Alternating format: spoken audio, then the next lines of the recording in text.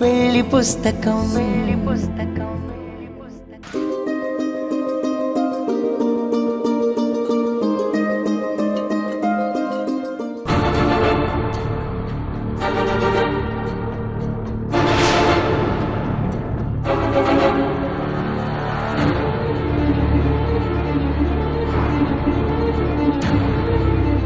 Please కూర్చోండి.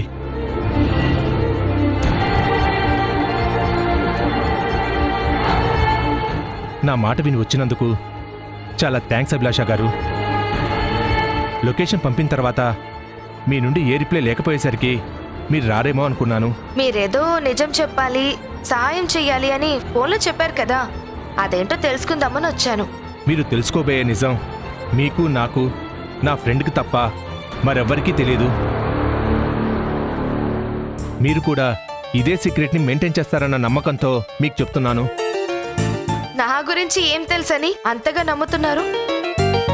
చెప్పాను కదండి, మిమ్మల్ని చూసిన వెంటనే ఒకే గూటి పక్షుల్లాంటి ఫీలింగ్ కలిగింది. మీతో నా గతాన్ని, కష్టాన్ని, బాధని షేర్ చేసుకుంటే నేను చేయబోయే యుద్ధంలో నాకు తోడుగా ఉంటారు అనిపించింది. ఏంటి యుద్ధమా? ఎవరితో? హరిప్రసాద్ అండ్ ఫ్యామిలీతో.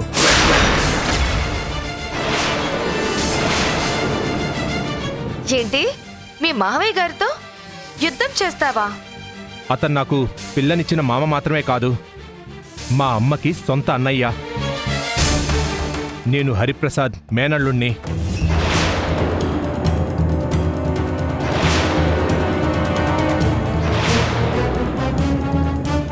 ఈ ఫోటోలో ఉన్నది మా అమ్మ. మా అమ్మ ప్రేమ పెళ్లి చేసుకోవడం హరిప్రసాద్కి ఇష్టం లేదు. అందుకే కుటుంబం నుంచి వెలివేశాడు.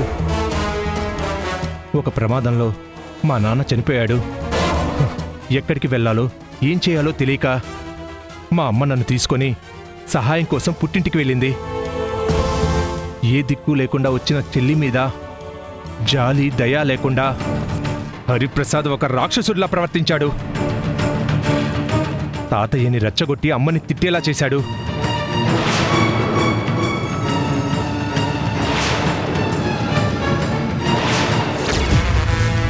నా ఇంటికి ఎందుకు వచ్చావు? నా భర్త చావు బతుకుల్లో ఉన్నాడు. ఆయన్ని బతికించుకోవాలంటే ఆపరేషన్ చేయాలని డాక్టర్లు చెప్పారు. చేతిలో చిల్లి గవ్వలేదు. అందుకే సహాయం అడగడానికి వచ్చాను నాన్న. నోర్మోయ్! ఎవరే నీకు నాన్న? ఏ రోజైతే నన్ను, నా పరువుని కాదనుకుని మన స్థాయి కన్నా తక్కువ వాణ్ణి పెళ్లి చేసుకున్నావో ఆ రోజే నా దృష్టిలో నువ్వు చచ్చావు.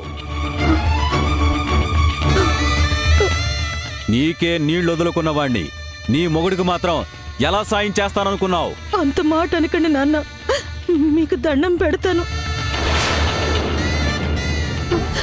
నా మీద కోపాన్ని నా మంగళ్యం మీద, నా పిల్లల భవిష్యత్తు మీద చూపించొద్దు నాన్న. నా ఇష్టానికి వ్యతిరేకంగా పెళ్లి చేసుకున్నందుకు నీకిలాగే జరగాలి. నీలాంటి పాపాత్మురాలు కడుపున పుట్టినందుకు నీ బిడ్డలు కూడా శిక్ష అనుభవించి తీరాలి.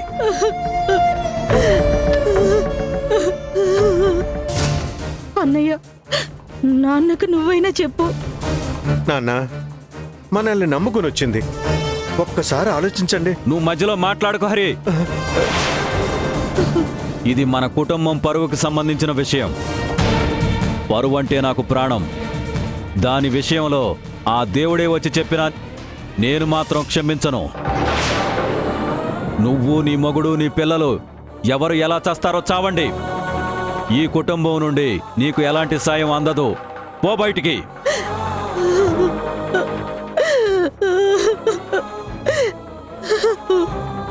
ఏం చూస్తున్నావు? పోతావా లేదంటే మెడబట్టుకుని బయటికి గెంటించమంటావా? పో.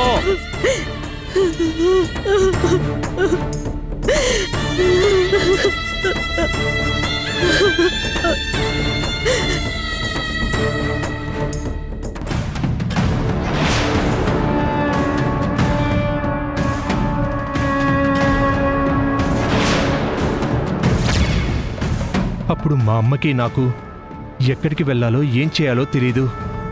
అలా చెట్ల కింద రోడ్ల మీద చాలా రోజులు బతికాం.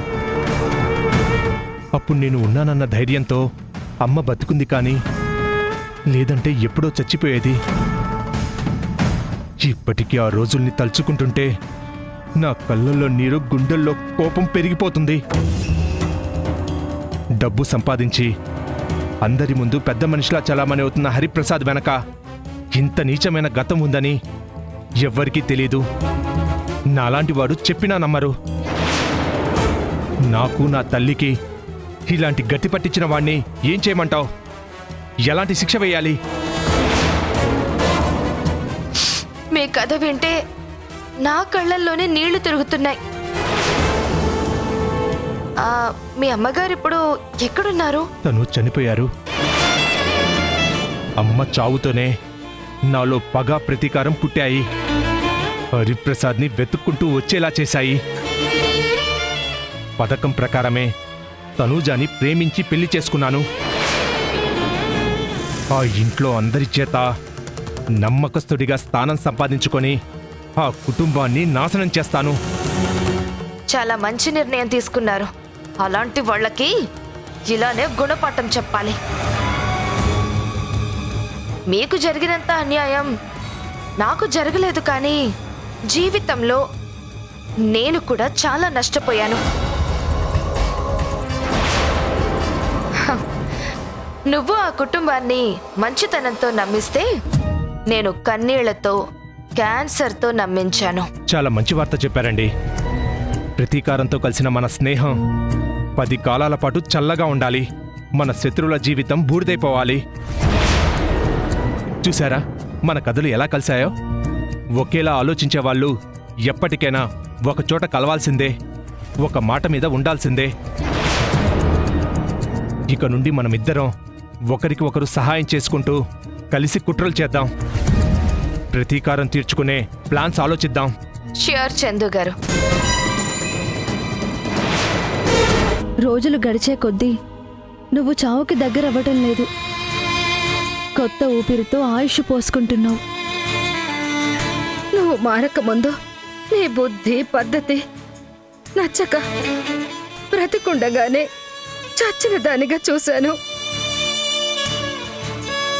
ఇప్పుడు నీలో వచ్చిన మార్పు, మంచితనం చూస్తుంటే ఆ కన్న తల్లి మాటలన్నీ నిజం చేసిన దేవుడి మీద కోపంగా ఉంది. కోపం ఎందుకమ్మా? చేసిన తప్పులకి ఏ మనిషి అయినా సరే శిక్ష అనుభవించాలి. నా జీవితం నాలాంటి స్వార్థపరులకి, కుటుంబ విలువలు తెలియని వాళ్ళకి ఒక గుణపాఠం అవుతుంది.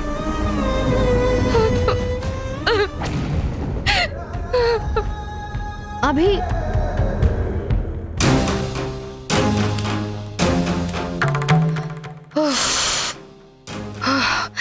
ఏడ్చి ఏడ్చి తల పోటొస్తుంది. ఇంకెన్ని రోజులు నటించాలో. ఛే!